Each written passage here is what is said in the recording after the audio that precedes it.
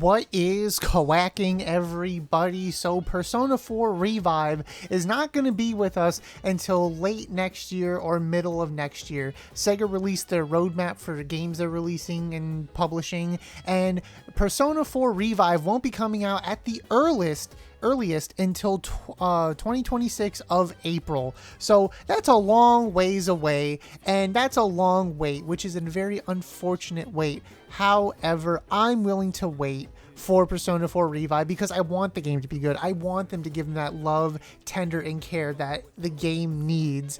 And I'm willing to wait for that. I'm on my Persona kick right now. I'm playing Persona 5X. I'm doing my New Game Plus run of Persona 5 Royals. Like, I want Persona 4 Revive. I want the big three remade and ready for me on my Steam library, and or if I can get them physical, on my physical desk.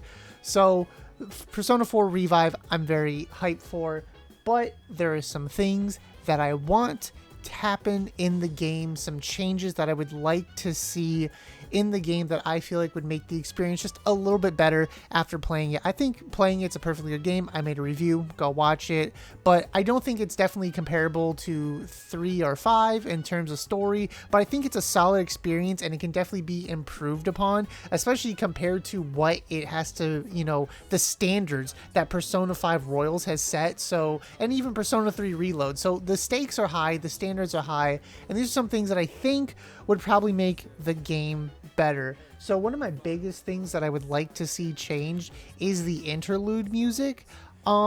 It's just very flashy and poppy sometimes, and it's just very noisy, and I don't mind it. It sounds very nice. I don't think Persona 4 has, a bad soundtrack or anything, but when I try to use the music for videos, you'll hear some background music. I like using Persona music because it's just so good. I mostly use Persona 3 and Persona 5 because they sound easier and nicer to use in a video. If you go back and watch my Persona 4 review video, I tried using Persona 4 music, and I believe all of the music I used for that review is Persona 4 music. I just found it very cumbersome and hard half the time. Like, I was very picky with the tracks that I added to the video as the background music. So I would like different interlude music that's a little bit more nicer and easier to work with. And one of the biggest things that this, like, as iconic of a sound as it is, but when they play, the creepy that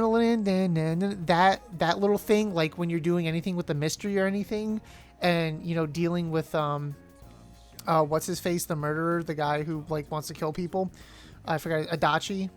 When you're dealing with him, you have that music playing. If they could change that, it's iconic. Part of me doesn't want them to change it, but I think if they change it to make it something a little bit more dreadful, something more serious, because I'm going to be honest, when I was playing Persona 4 Golden, that music was a little unserious when it was trying to be serious with, Adachi being evil and stuff like that, and kind of going over the shadows and everything. It was kind of a little wacky. So they could definitely remix it, and they could keep the same tone I think they wanted, but they should definitely change it just a little bit. So I would just like some new interlude music. Heartbreak's good when you're moving around the map and stuff like that. I enjoyed Heartbreak, but just some different music choices I think would be very nice. Another huge thing that I think they should not do is Theurgy. They should not bring Theurgies into the game. As awesome and as powerful as Theurgies felt in Persona 3 Reload, they really hit. They played into that power fantasy where it's yeah, I'm gonna do my Theurgy and I'm gonna kill you. You are dead. I really enjoyed Theurgies. I'm not knocking the mechanic, but they definitely did trivialize the game at some points, where as you're going up and everyone's unlocking their second Theurgy in Persona 3 Reload, it really trivializes the game. And I came into the combo where you just keep boosting Akihiko's buffs, and you just keep buffing him, and with his passives it doubles his buff. So I had Akihiko just one-shotting everything, even if it was resistant to what he was doing. So it's just no Theurgies. They're just way too strong, and they start trivializing the game for everybody. I could understand if they maybe wanted to do Merciless. They took Theurgies away from Merciless, but even that's kind of like weird if you have it in the easy, normal, hard, and then you just take it away to Merciless mode. That's kind of weird. I don't think they should have Theurgies, but however, I think Theurgies could be replaced with the Persona 5 Royals team-up system. I like the team-up system a lot more. It didn't feel overpowered. It didn't feel crazy. Like, I was like, oh my god, this thing's gonna, like, you know, just win me. And I'm not saving it either. Like, it's not something that you save. It's something that randomly happens. Whereas Theurgies, I'm saving my Theurgies until every single boss, and I'm just one-shotting these bosses non-stop. So, again, if they just remove Theurgies and they give us that team up ability where it's like, okay, we're getting the combos, we're doing the mechanics, and then, oh, here's a team up ability with like Teddy and Chie, and they just fight the, you know, the boss monster or whatever, that's fine. I think that would be a good substitute and something they could add in to the game over Theurgies, because again, Theurgies were just way too strong. Another thing that like, it didn't knock the game for me, but I really wanted it badly, is the ability to buy personas or being able to use money to fuse higher level personas. You can do that in Persona 5 when you max out the twins social link, and I was hoping they would do that in Persona 3 Reload, but they didn't. To be fair, I played Persona 3 Reload before I knew that was a thing, so when I went back, I was like, man, I really wish this was a thing. So I hope there's a way that they can make that into the game. If there's something that we can do, a side quest, some side objectives, and it doesn't even have to be early in the game either. They can let us do, you know, later in the game, because obviously you're not finishing, you know, certain social links till later in the game. Let us have these like insane abilities or different abilities that we unlock when doing social links, or give me a side quest or two where it's like, you know, a long form side quest that I have to start it in spring, and then when I get to summer I do another part, and then, you know, when I get to fall, that's when, okay, you know, I finished this side quest that I did all year, and boom, now I can, you know, pay to fuse higher level personas, which would be huge, especially if they gave it to us before Naoto's area. If we did it before Naoto, that would be perfect. Or maybe like when you're going to the kid who like falsely admits that he was killing people or whatever, maybe like in between there, something like that, or like while you're fighting the person who's like, oh, I killed everybody. So I think somewhere in that range we could, you know, have like a side quest or something where it's like, hey, here you go, now you can, you know, pay for personas. And to be fair, like in Persona 5 Royals, like it's not like it was an overtly busted mechanic either, because I wasn't like walking in with fat stacks until the very, very end of the game. Like I didn't have a bunch of money until I was, you know, all the way at the end of the game. Like I was using the money that I had saved up to just fuse personas because I didn't really need money for anything else, and it was like, all right, might as well blow it. So I'm going into my new Game Plus run with no money. So I think if there was something like that, it's a pretty decent mechanic, and they obviously could balance, you know, money and everything with levels. So I think having that would be huge. Some other like small stuff that I think they could add is a more clear communication between when you go to do Marie's ending, the true ending with Marie, and you go into the forest. They need to be a little bit more clear with the fact that you're going to have no items, no gear or anything, because when I went there, I thought I was going to have all my items and stuff, and then it was like, boom, surprise, you don't have anything. And I'm like, okay, if there was like a prompt before I did something, or if there was a way to kind of, you know, tell me something a little bit more clearly, that way I wouldn't felt so surprised and taken aback by the fact that you're going in there raw, no items, no anything. And to be fair, I think the true ending for Golden is nice, especially with no endings. It's just like, yeah, you're gonna go in there and it's gonna be rough. Like that thing was hard. So if you can just go in there and have like a little bit more warning, or balance it out a little bit better, where it's just kind of like give you a little bit of a starter item type deal, I would appreciate that with, you know, the true ending. I think some updated dialogue is much needed in the game as well. Thinking back to it, some of the dialogue is very dated. I think some of the jokes didn't really age well either. So I'm not saying they can't use some jokes and, you know, keep to the story or anything, but I definitely think they could clean it up and have a little bit more modern humor some things that aren't gonna, make people go, ooh, that didn't age well, because I played Golden, and it's just kind of like some of the jokes, some of the things that they were saying, and just kind of like the entire dialogue in general isn't even just the jokes. It's kind of like if they punch up the dialogue a little bit more, because in my review I said Chie and Yosuke were the two most annoying people for me, and I think it was most likely a dialogue issue.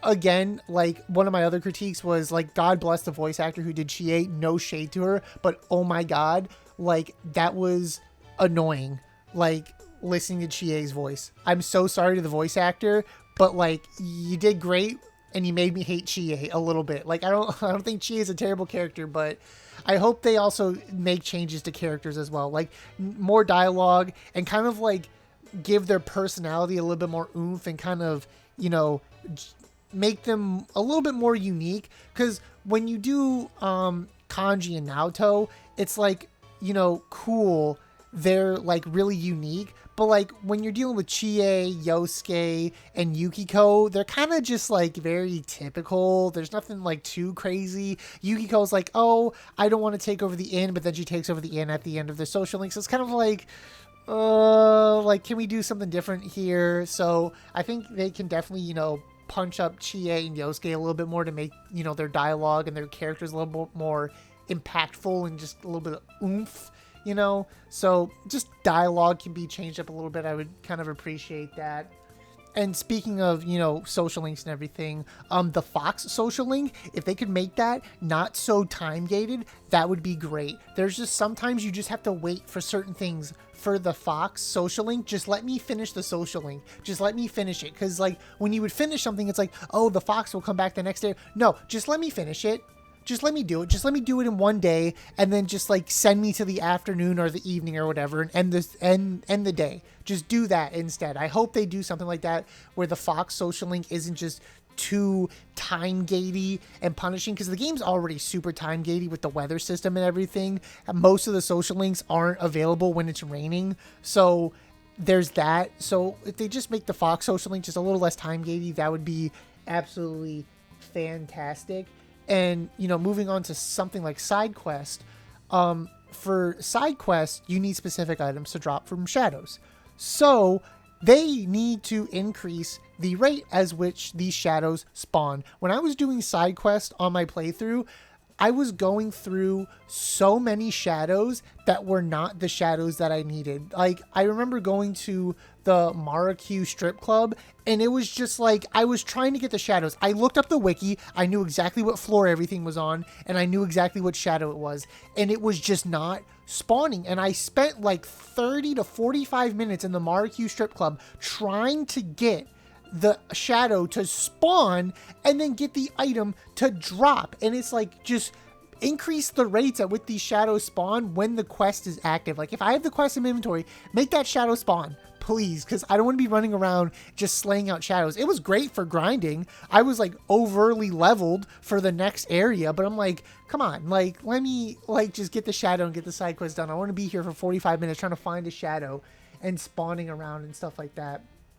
And one of the last things that I would like to see added into the game is a trials mode similar to Persona 5 X, where you have the Velvet trials, and similar to Persona 5 Royals as well. Just like those trials with those, different curated fights and stuff you have to plan and think about and go do. I think that would be really fun to have in the game, and just kind of something that, if you don't really want to keep playing with the main story or whatever, you can just take a break, do the trials and stuff like that. I found the trials very fun. I find them very fun in Persona 5 X. I think they're very fun in Persona 5 Royals. So I think they should definitely add those, and not, omit them, because they weren't in Persona 3 Reload. The only, we had an ultra boss fight with, what's her face? The Velvet Room lady. I forgot her name.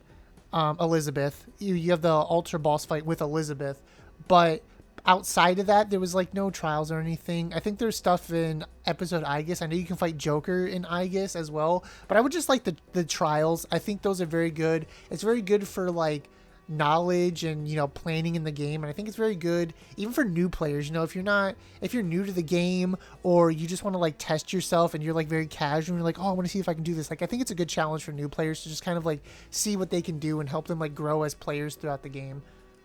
And one of the final thing that I have in mind that they should do is enable a toggle for DLC personas, because that was as perfect as Persona 3 Reload is. I love that game to death. Some critiques that I see that fans have is the DLC personas ruin the game or whatever, and you just don't have to use them. I will say, though, they messed up the fusion tables. So that's kind of an issue if they're messing up the fusion tables. So I think there should be an option for people who don't want to see them, who don't want to use them, who don't even want to be tempted by them.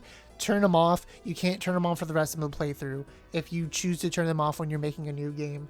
Or maybe you can turn them off and on, you know, as you're playing throughout the game if you want to. But for the people who don't want to be tempted, you start a new game, you turn off DLC personas, boom, they're not even there for the whole game. You get to go the whole game, no DLC personas. I personally won't be doing that because I paid for that, so it's going to be in my playthrough. But for people who complain about that stuff, they should have an option to toggle off DLC personas so they don't have to deal with that. And also, when there's discourse online or how do I fuse this persona, it's not like, oh, well, you have to do this. But if you have the DLC, it's just a completely different thing. So that would kind of help as well. Or if they just find a way to alleviate that problem altogether where, you know, the DLC personas don't mess up the entire fusion table. I don't think that's going to happen, though, unfortunately, but it'd be nice if there was a toggle at least. But those are all my things that I would like to see in Persona 4 Revive. It's a long wait, I know, and some of the things I might be asking are probably just well past development time, but I would like to see some small changes at least, or just some, you know, we're obviously going to get our updated graphics, quality of life, all that stuff. We're going to get all the good stuff. I know that for a fact. I know this game's going to be a banger, but there's just a few little bit of things I would like to see in the game that would up the quality of the game, in my opinion. But let me know what you would like to see in Persona 4 Revive when it comes out. I will see you in the next one. If you made it this far, subscribe. I appreciate you, and I will see you in the next one.